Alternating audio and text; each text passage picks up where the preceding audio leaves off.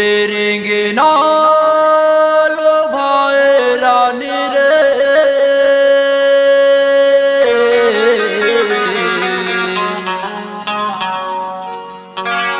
मोरे दिल्ला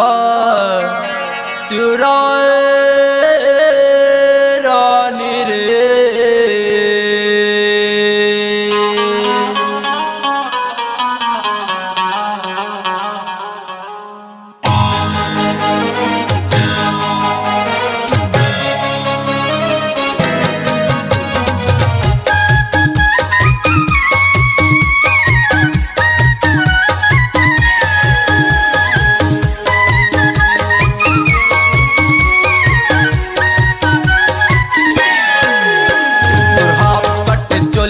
छत्तीसगढ़ ही बोली तेरे रिंग नाल भाई रानी रे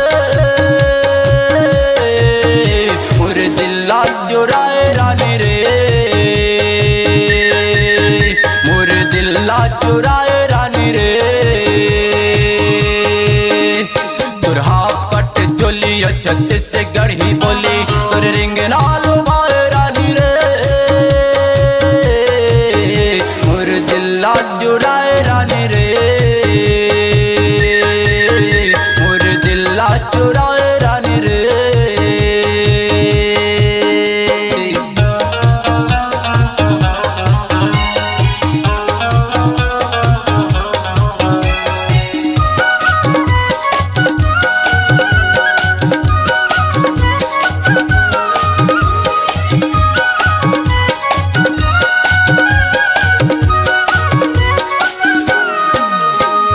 गली खोर मा घूम घूम के करतस लगाए लाली हाथ मारुमाल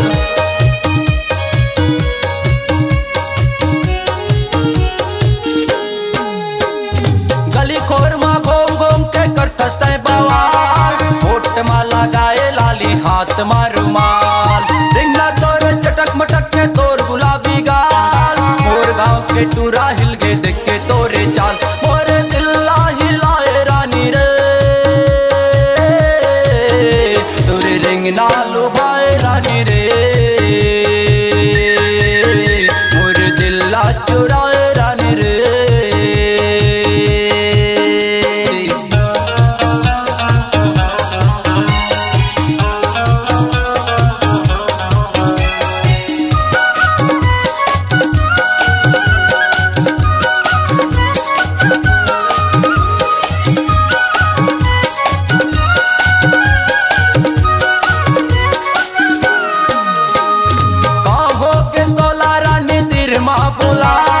बोला कैसे सहस रानी तोर नाम काय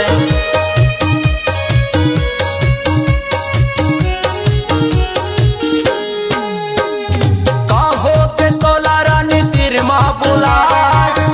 कैसे सहस रानी तोर नाम काय अना हव दीप का दिला हव कोरबा कबले तो कहत हव माया हव कोरबा तुम घोरा ले जाओ रानी रे चक चकवा घुमा हो रानी रे चक चकवा घुमा हो रानी रे तुरहा कट चोली छत्तीसगढ़ ही बोली रिंग नालो भाई रानी रे मोर दिल्ला चुराए रानी रे रिंग नालो भाई रानी रे चुराए रानी रे मोर दिल्ला चुराए रानी रे मोर दिल्ला चुराए रानी रे। अपनी आवाज को दीजिए एक नया मुकाम। डिजिटल रिकॉर्डिंग की दुनिया का जाना पहचाना नाम स्वरांजलि,